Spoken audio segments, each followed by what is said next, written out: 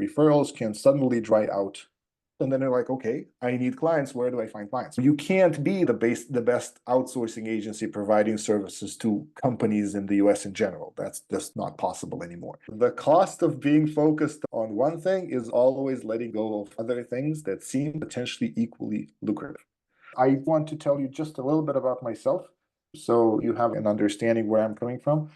I've been a software developer, engineering manager for about 24 years now. That's my background. And among other things, I worked in and ran projects for agencies. But in the last 4 years, after realizing that nothing's actually going to really work the way I want it until I understand marketing and sales, in the last 4 years, I'm like, okay, I'm going to figure this out. It's unreasonable to me that an engineer can't figure out sales and marketing. And I spent a lot of time figuring that out. And as I was talking about that on Twitter, people started reaching out to me asking for help, which was really surprising because I don't yet know that much. Why are you asking me for help? But it turned out that I did accumulate a lot of knowledge through my career.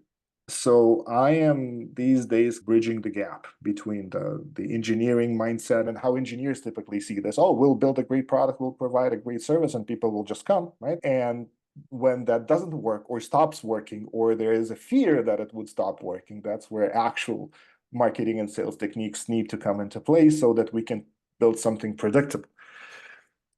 So with that in mind, it sounds like what you guys are looking for is a sort of lever that when you need more clients, you can pull on that lever, put a little more resources, maybe a little more money into that, and then more clients end up at your door.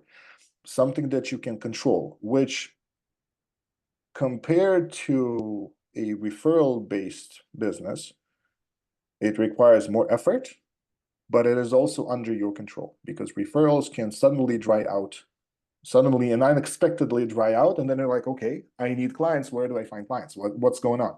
I need to switch to a different market. I don't know how to tackle that. What we're going to build together is a system that allows you to do exactly that. How does that sound as a goal? So you had a lot of history. A lot of history is both a good thing and a bad thing because a lot of history means you have a lot of experience in different kinds of projects, different industries, different ways of working, different sizes. And it also makes it really hard to focus because if you're good and have experience with many different things, choosing one or two to focus is like, but what about all the other 1,700 things we can do that there might be better business over there? So it's a benefit, but it can also be an Achilles heel. And the first thing that we would need to do is actually understand where your strengths lie. What is it that you are especially good at across the spectrum? So the easiest place to start with is the current projects, but I think we should also discuss some past projects that were significantly successful so we can see what's unique. What is actually your unique advantage? This is like running a dev agency is a very competitive market, and it's increasingly becoming more competitive. I was talking to an agency from India yesterday, and they told me, and agencies from India are typically lower cost software development, and they said they're being underpriced by a factor of 4 by agencies from Vietnam.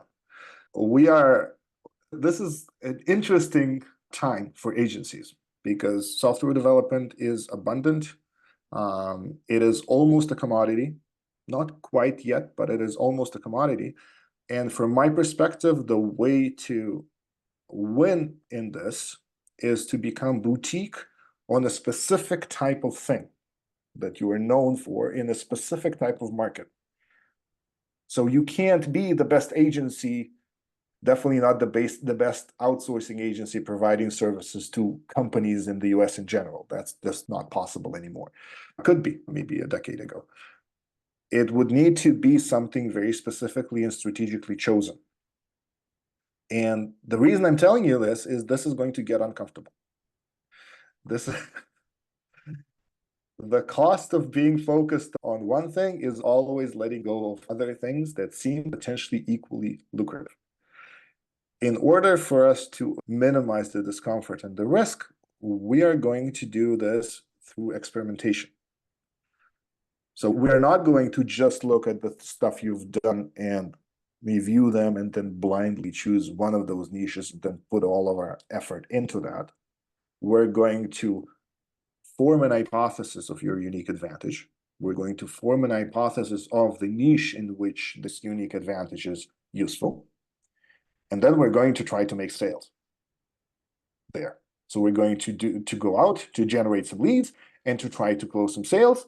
And if it works, then it's good. If it's difficult or there's a lot of friction, then maybe we'll try another advantage or another niche, and we will learn through this. It's like an iterative process. It's not a linear process where you get from point A to point B in kind of like a series of steps, because there's a lot of unknowns. It's an iterative process where we refine our understanding of the market, of the offer, of the sizes, of the kinds of companies we want to work with, until we get to a point where we have a good understanding of when this works out well.